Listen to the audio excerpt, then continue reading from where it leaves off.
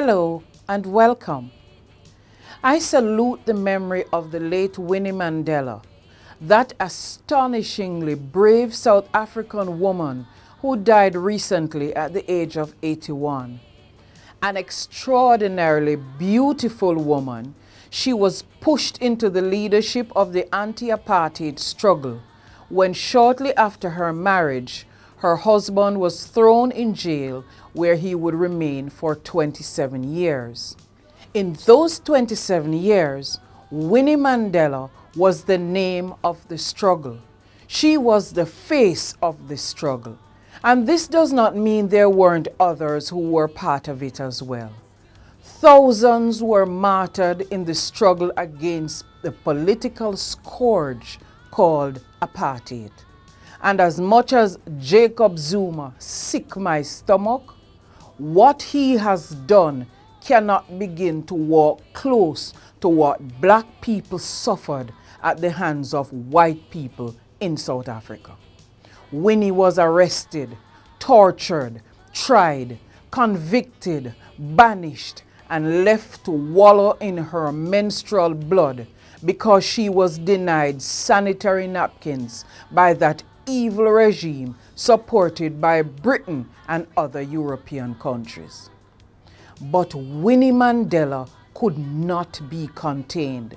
She was a lioness, leader of the pride, a pride that included her two young daughters. She took on a political system that murdered Steve Biko and school children. They used dogs, tear gas, and all manner of evil against a black majority fighting for equality.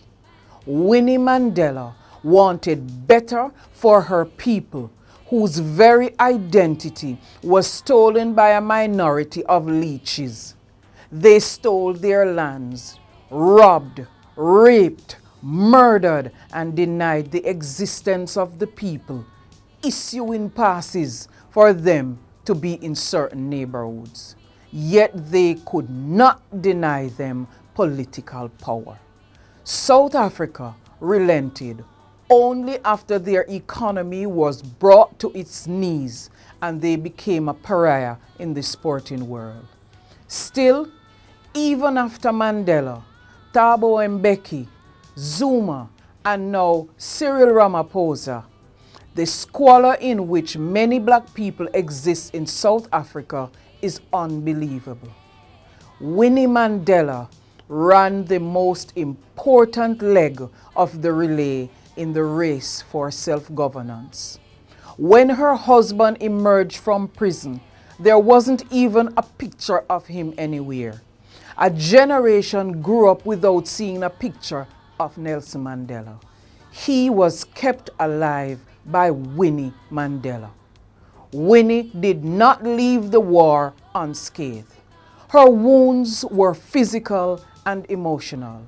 And in a war, there will always be casualties. Stumpy was a casualty of that war. She's now an ancestor, but the struggle continues. I guarantee that the world will remember Winnie Mandela because some badass writer is going to write about the fire lit by her that burns the soul of a generation that saw one of their own leading them. Until next week, stay close to the edge. Winnie, Winnie,